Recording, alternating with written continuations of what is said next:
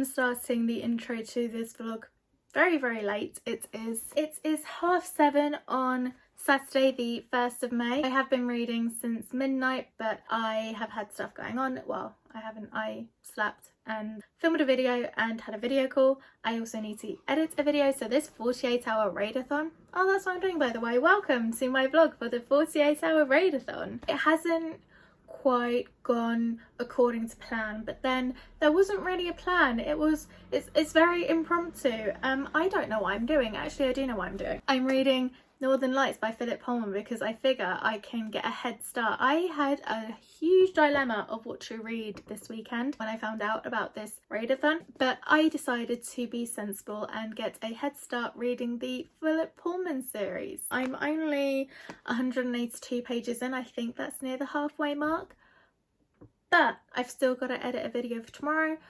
I still got to have dinner. So we're gonna do that. We're gonna do all the important stuff for tomorrow, eat, because that's important to me.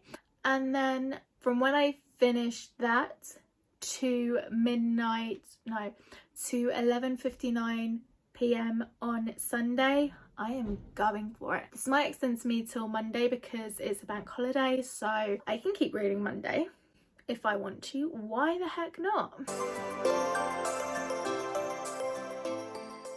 Okay, so this vlog is much shorter than I anticipated it to be. I thought I'd have more footage. It's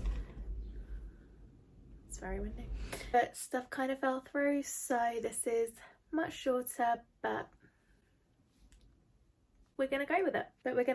Because I have read all of the Northern Lights trilogy so far. I haven't read The Book of Dust yet and The Secret Commonwealth, but yeah, I think that's not too shabby for a bank holiday weekend of reading. I will go into more depth with my thoughts in my wrap up at the end of the month, but I just wanted to wrap it up.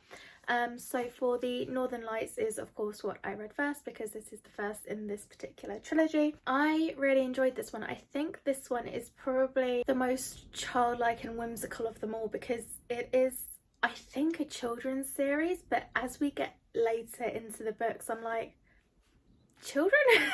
Like, maybe, I guess teenagers, I guess.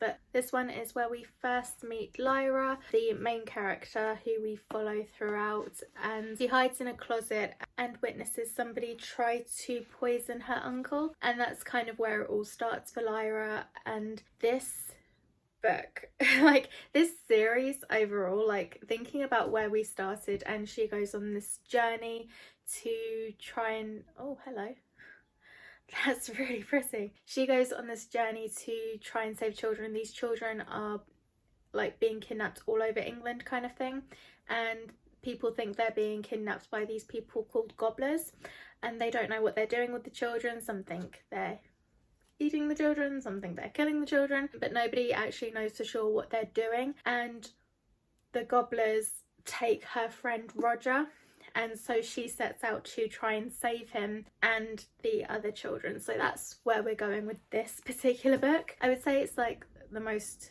not necessarily childlike, but I would say with the writing and everything like that, I can definitely understand why this captivated me so much when I was a kid. We meet so many different people along the way, and it's just a really like interesting and fun adventure type story. Then we get into the second one, The Subtle Knife, and this one it's almost like we graduate. In this one we're still following Lyra somewhat, but we're also following a new character called Will. We start off with Will, and he is taking his mother to his old piano teacher to look after her because he has something that he really needs to do, and it's all a bit what's going on, because obviously he's the child and he's trying to protect his mother. His mother doesn't seem all that engaged, so we're going along with Will, finding out about his history and his past, and he eventually meets Lyra in so like I say, in this book we kind of graduate because suddenly all these new worlds are opened up to us. A new world was opened up to us in Northern Lights, but in this one we have an array of different worlds, almost like parallel worlds. Part of me would say maybe it's like a filler book, but it isn't in a sense, because the information in the book is really important, and if it had been off the back of the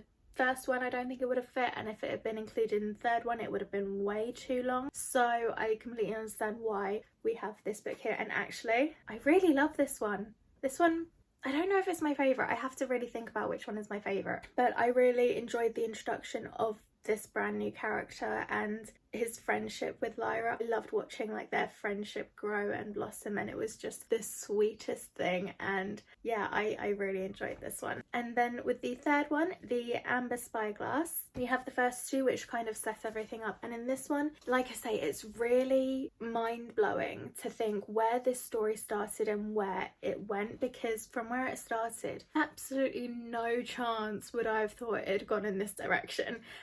So in the third one, it's been building up to it, and I guess even like from the first book it was building up to it, but you just didn't really realise because you were so like concentrated on like saving these kids, and then in the second one you were so concentrated on like Lyra and Will and all of the situations that they get themselves into and have to get themselves out of, and like there was a kidnapping and there was a lot going on. So in this one, we finally focus on what the first two have been building up to. It's been mentioned a lot and it's in like your mind, but it's not like what you're particularly focusing on, and now they're particularly focusing on it. And it's kind of trying to bring down these people called the Authority, and it's just a lot. It's a lot. This series in general, I did not realise how religious focused it was. The ending, like how things like wrapped up, I don't know how I feel about it yet.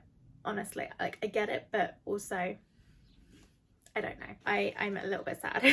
I get it, but yeah, I think I really did enjoy this one overall, but yeah, I'm a little bit gutted about what happened, but I do totally understand why it wrapped up the way that it did, so I'm not mad about it. I'm just sad about it. Overall, I really enjoyed this trilogy. I'm really glad that I have finally finished this trilogy. I read the first one, Northern Lights. I can't even tell you how old I was. How old was I? Yeah, I really can't remember when I read this. Maybe it was around the time the film came out was when I read it. I'm really glad to have finished this series. I'm also interested to go on and read the Book of Dust, the Secret Commonwealth, and whatever the third one is coming out. But yeah, overall, I had a really good bank holiday reading weekend. I'm really sorry this shambles of a vlog didn't pan out the way that I'd wanted it to, but I read the books, so I guess that's really what's important. If you did make it through all of this, thank you so much for watching. If you enjoyed it, feel free to like, comment, subscribe, all that fun stuff. Thank you so much for watching, and I will catch you in the next one. Bye!